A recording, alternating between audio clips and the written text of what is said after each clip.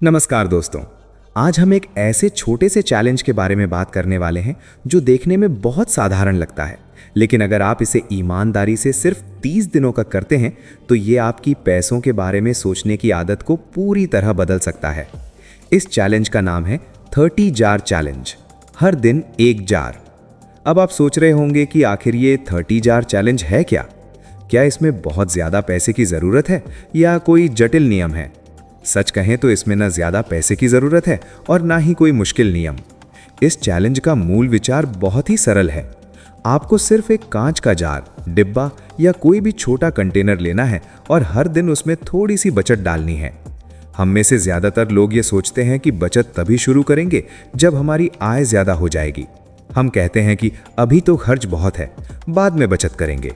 लेकिन समस्या यही है कि बाद में अक्सर कभी आता ही नहीं। 30 जार चैलेंज इसी सोच को बदलने के लिए बनाया गया है। ये आपको सिखाता है कि बचत की शुरुआत बड़ी रकम से नहीं बल्कि छोटी आदत से होती है। मान लीजिए आप पहले दिन अपने जार में सिर्फ 10 रुपए डालते हैं, दूसरे दिन 20 रुपए डालते हैं, तीसरे दिन 30 रुपए।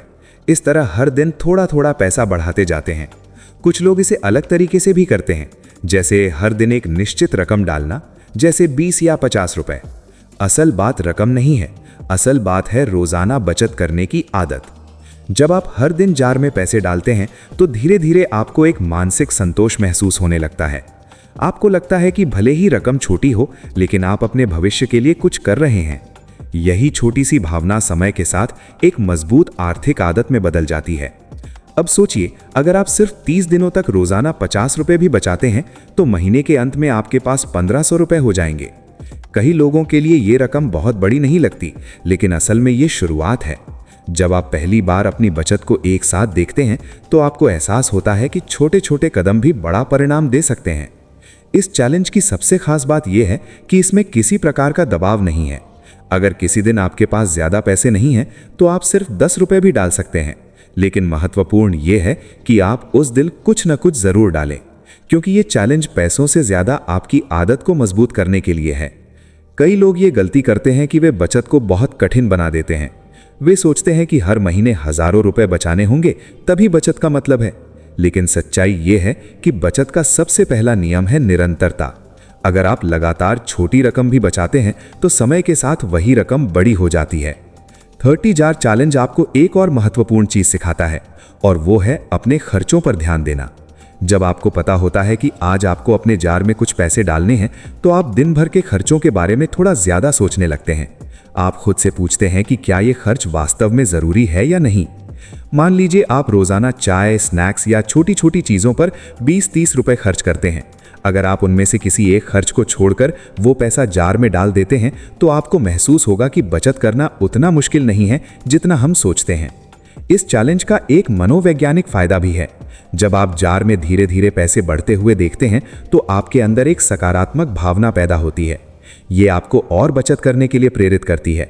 ये वही भावना है जो हमें किसी लक्ष्य की तरफ लगातार आगे बढ़ने के लिए प्रेरित करती है। कई परिवार इस चैलेंज को एक खेल की तरह भी करते हैं।